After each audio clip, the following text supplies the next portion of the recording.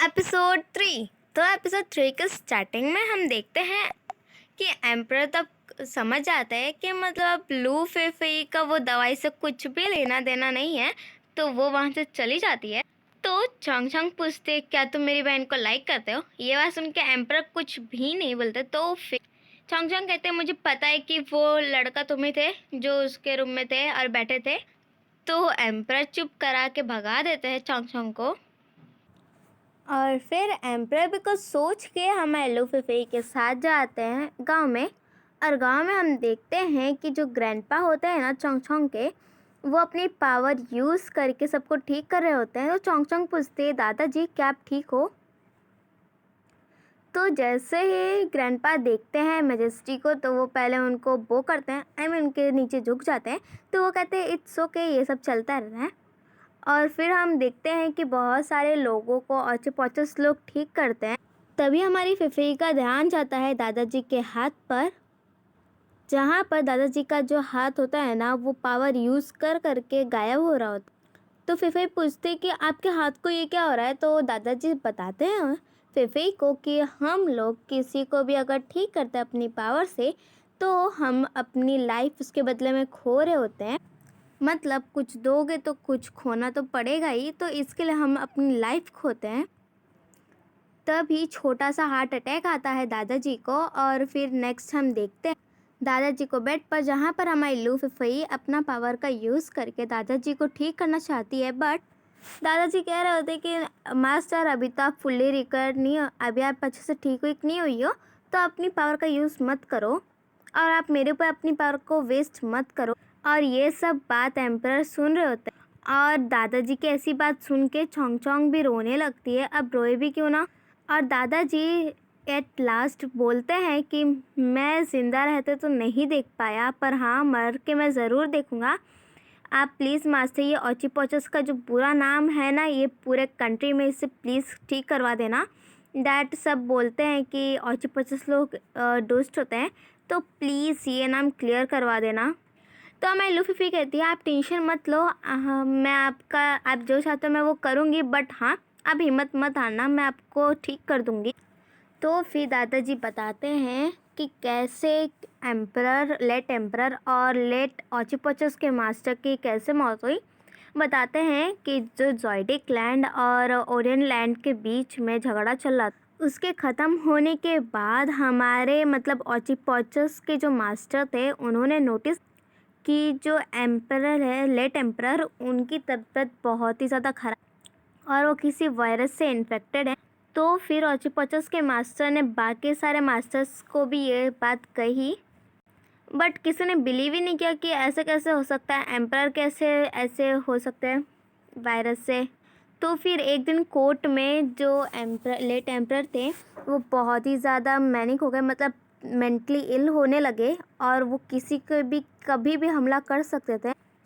तो फिर ऑचीपॉचस के जो मास्टर हैं, उन्होंने मार दिया एम्परर। ना चाहते हुए भी उन्हें मारना ही पड़ा, वरना जो एम्परर है वो किसी पे भी हमला करके पूरे राज्य को पूरा डिस्ट्रॉय कर सकते थे। और बाकी सारे मास्टर्स को लगा कि ऑचीपॉचस के मास्टर दूसरे हैं, मतलब उन्हें बस ये थ्रोन चाहिए, तो इसके लिए उन्होंने उन्हें मार दिया। और ऐसे ही लेट एम्परर और लेट मास्टर ऑफ ऑचीपॉचस की मौत हो गई। और ऐसे ही ये ऑचीपॉचस का नाम ख़राब हो गया और रियलिटी तो कुछ और ही थी। तो हमारी लू फीफी कहती है और किसी ने ऑचीपॉचस लोगों को मतलब नाम ख़राब करने के लिए और ये झूठी कहानी बना दी। पर लू फीफी ऐसा नहीं देखेगी, ऐसे बोलती है। और उसके बाद कहती है कि पेतांगी तुम इन्हें कह दो कि तुम ऑचीपॉचस का नाम फिर से ठीक कर दोगे। तो फिर जो एम्परर है वो भी ऐसे ही बोल देते हैं दादाजी के सामने। और दादाजी जब ये सुनते तो वो कहते हैं अगर आप दोनों ऐसा कर दोगे ना, तो मैं आराम से मर सकता हूँ। और ये कह के उनकी भी डेथ हो जाती है। और फिर नेक्स्ट हम देखते हैं कि जब एम्परर लू फीफी को उठा के लेके आ रहे होते हैं, तो लॉर्डसन पूछते हैं कि क्या हुआ।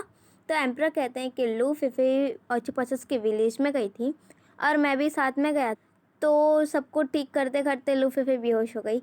तो लॉर्डसन कहते तो मतलब मैजेस्टी आप भी ये बिलीव करते हो जो ऑचीपॉचस लोग हैं वो लोग को पॉइजन दे के ऐसा क्रेज़ी बनाया जाता है।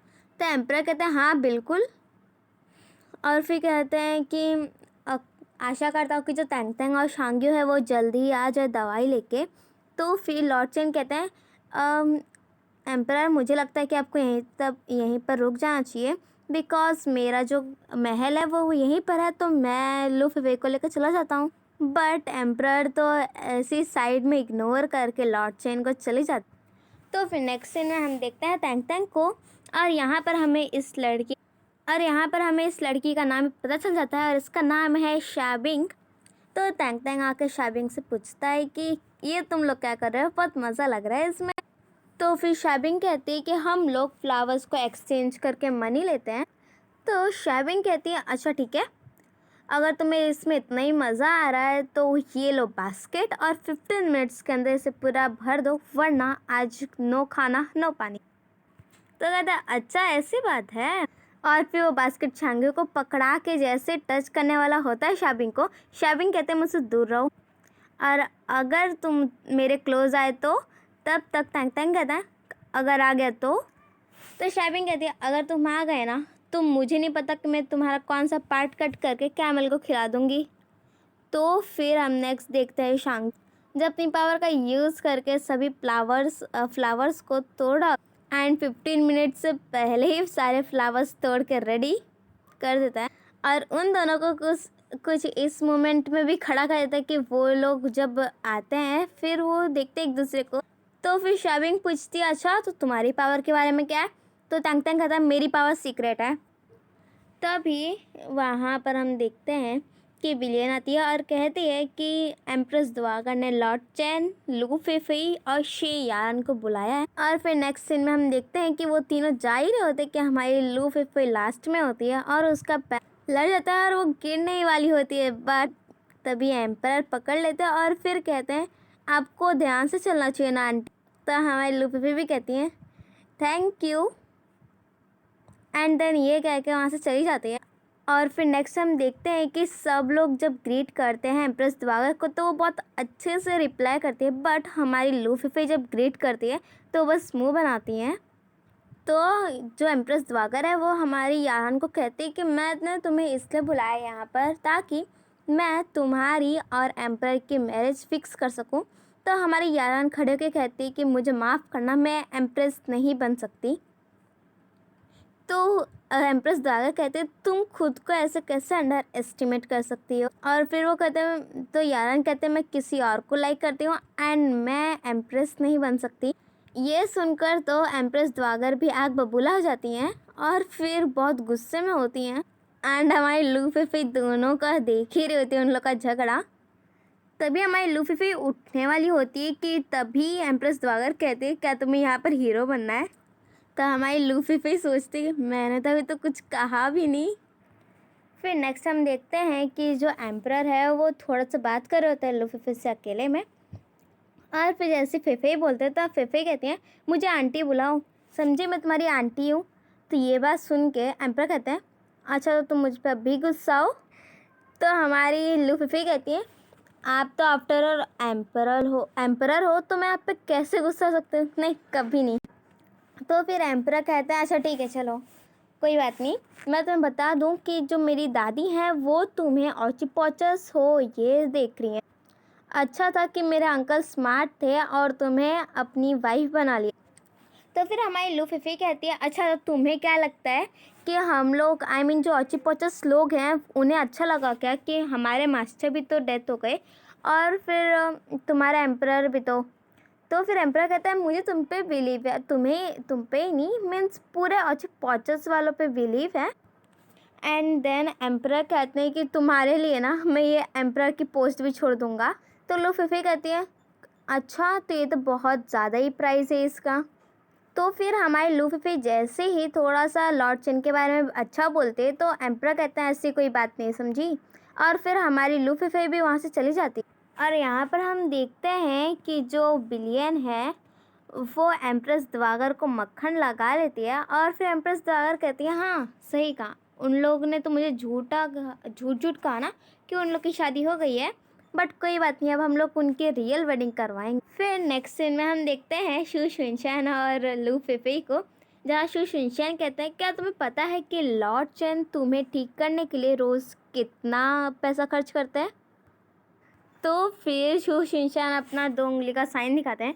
तो फिर वो कहती है या, तो फिर शू शिनचैन कहते हैं या इसका मतलब क्या है।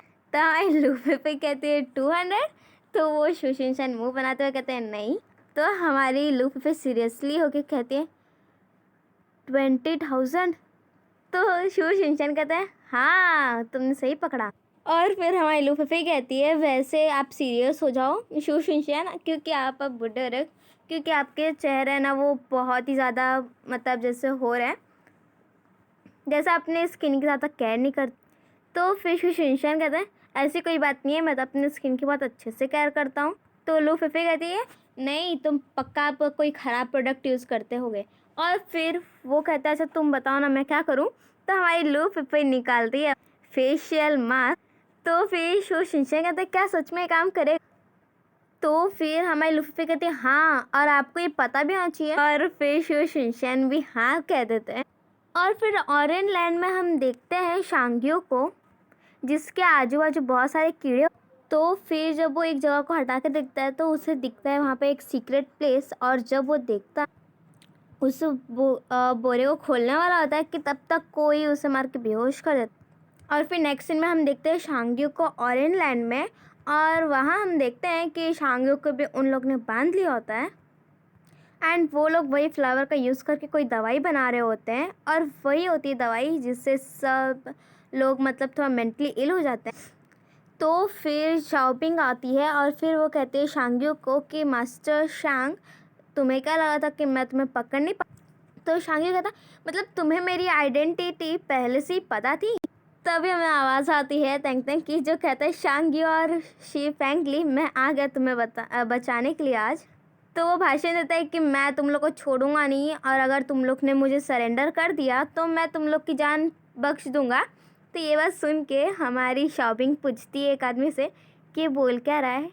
और फिर वो जैसे सोचता है कि मतलब वो देखा कि कोई उसकी बात नहीं मान रहा, तो वो वहाँ उनका जो फ्लैग होता है उसी को तोड़ता है और फेंकता है। सोचता है कि वो जाके कहीं गड़ जाएगी और गिर जाएगी, वो तो नीचे ही फुस हो जाती है। और हमारी शॉपिंग तो बस टैंग टैंग को देखे जाए थे कि भाई ये पागल वाली हरकतें कौन से कर रहा है।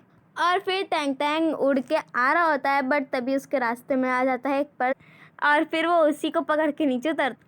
एंड उसे पकड़ना तो और भी इजी हो जाता है हमारी शॉपिंग के लिए, और वो कहती है इसे भी पकड़ लो। और फिर नेक्स्ट हम देखते हैं कि उसे बांध दिया जाता है। तो वो कहता है शांग्यू से क्या तुम्हें पता ही दिखाई नहीं दे रहा कि मैं तुम्हें यहाँ बचाने आया।